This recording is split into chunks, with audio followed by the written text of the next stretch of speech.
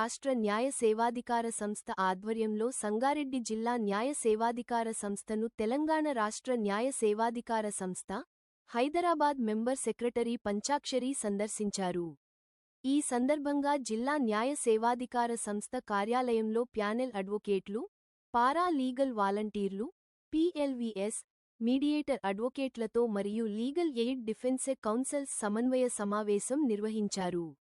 సమావేశంలో న్యాయ సేవా కార్యక్రమాల అమలు, ప్రజలకు ఉచిత న్యాయ సహాయం అందించే విధానం, లోక్ అదాలత్లు, మధ్యవర్తిత్వం ద్వారా కేసుల పరిష్కారం, గ్రామ స్థాయిలో న్యాయ అవగాహన కార్యక్రమాల నిర్వహణ తదితర అంశాలపై సమగ్ర చర్చ నిర్వహించారు. అలాగే మహిళలు, బాలలు, వృద్ధులు మరియు వెనుకబడిన వర్గాల హక్కుల పరిరక్షణకు సంబంధించిన చట్టాలు, న్యాయ సేవా సంస్థల ద్వారా అందించే సహాయం, మధ్యవర్తిత్వ విధానం, లోక్ అదాలత్ ప్రయోజనాలపై వారికి పూర్తి అవగాహన కల్పిస్తూ లబ్ధిదారులకు అందుతున్న న్యాయ సేవలపై వారిని అడిగి తెలుసుకున్నారు. ప్రతి ఒక్కరూ న్యాయ చట్టాలపై అవగాహన కలిగి ఉండాలన్నారు. జిల్లా న్యాయ సేవాధికార సంస్థ రికార్డులను పరిశీలించారు. ఈ సమావేశంలో జిల్లా న్యాయ సేవాధికార సంస్థ సెక్రటరీ, అడ్వొకేట్లు, పారా లీగల్ వాలంటీర్లు, మీడియేటర్లు తదితరులు పాల్గొన్నారు. ఫస్ట్ ఆఫ్ ఆల్ మనం చెప్పినట్లయితే చెప్పుకోవాలనుకుంటే paralegal volunteers.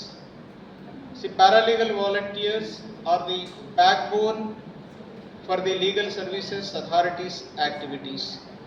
For every activity the paralegal volunteers will be there in the front of the said activity. So paralegal volunteers ki వాళ్ళ roles and responsibilities చాలా ఉన్నాయి. They can extend their support and assistance to the needy people in getting their disputes resolved. అదే విధంగా మన legal awareness programmes conduct చేయడం అనుకోవచ్చు, లేదా government schemes నుంచి ప్రజలకి ఫలాలు అందించడంలో సహాయపడవచ్చు.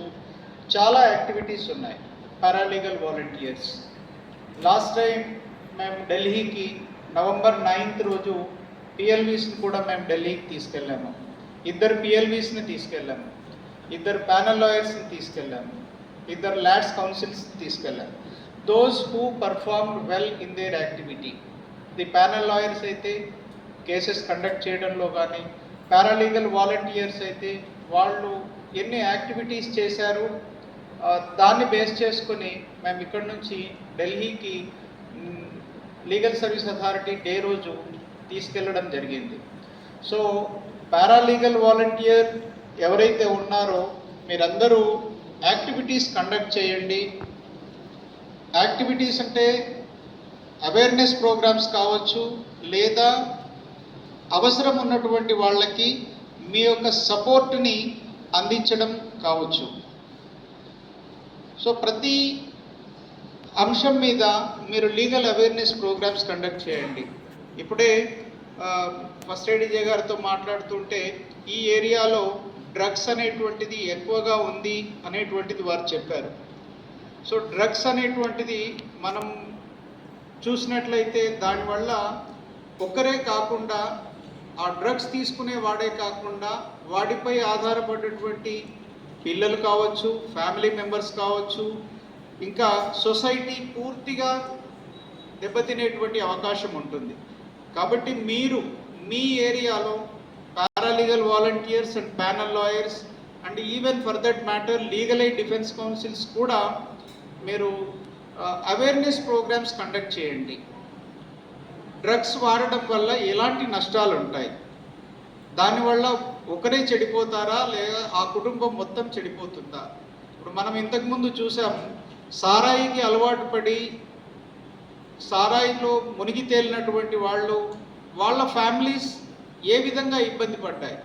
సారాయి తాగి తాగి తాగి భర్త చనిపోతే భార్య పిల్లలు ఏ విధంగా ఇబ్బంది పడ్డారు అనేటువంటిది మనం ప్రజలకి తెలియజేయాలి. మన ఉద్దేశం, ముఖ్య ఉద్దేశం అదే.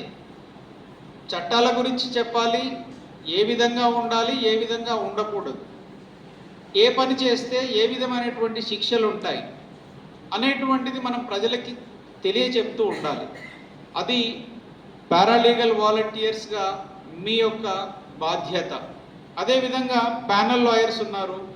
ప్యానల్ లాయర్స్ మీరు కూడా మీకు కేసెస్ ఇంట్రెస్ట్ చేస్తారు, రొటేషన్ బేసిస్లో వస్తాయి అవి. అదే కాకుండా మీరు మీ లొకాలిటీలో మీ ఏరియాలో ఏదో ఒక రోజు సాటర్డేనో సండేనో కొంత టైం సొసైటీ కోసం కేటాయించండి. So we're taking so much from the society. మళ్ళీ సొసైటీకి ఎంతో కొంత మనం తిరిగి ఇవ్వాలి. మనం డబ్బు ఇవ్వచ్చు, సమయం ఇవ్వచ్చు, ఇంకో రకంగా మనం ఆదుకోవచ్చు. సో మనం డబ్బు ఇవ్వకపోయినా పర్వాలేదు, మనం ప్రజలకి న్యాయం చట్టాలపై అవగాహన కల్పించాలి వాళ్ళకి. మనం ఒక ప్రోగ్రాం పెట్టడం వల్ల సార్ సొసైటీ బాగుపడుద్దా అంటే, ఒక ప్రోగ్రాం పెట్టడం వల్ల బాగుపడుద్ది అని నేను చెప్పలేను, బాగుపడదు అని కూడా చెప్పలేను.